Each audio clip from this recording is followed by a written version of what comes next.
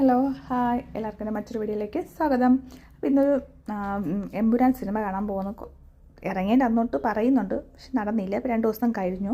അപ്പോൾ വിഷ്ണു ചേട്ടൻ ഇന്നലെ ബുക്ക് ചെയ്തിട്ടുണ്ടായിരുന്നു സിനിമയ്ക്ക്. പക്ഷേ ഇപ്പം ഞാൻ വീഡിയോ എഡിറ്റ് ചെയ്ത് 2 ദിവസം കഴിഞ്ഞിട്ടാണ്. നമ്മൾ ശനിയാഴ്ചയാണ് കാണാൻ പോയ സിനിമ. കാട്ടാക്കട സ്വരം ലയിലാണ് സിനിമ കാണാൻ പോയത്. അപ്പോൾ അമ്മയും സന്ധ്യാമ്മയും കൂടെ ഉണ്ടായിരുന്നു. ഇതിൻ്റെ ഇങ്ങനെ ഒരു കുറേ നാളുടെ പ്രൊമോഷൻ നടക്കുന്നുണ്ട്. തിയേറ്ററിൽ പോയി ഒന്ന് കാണണമെന്നുണ്ടായിരുന്നു.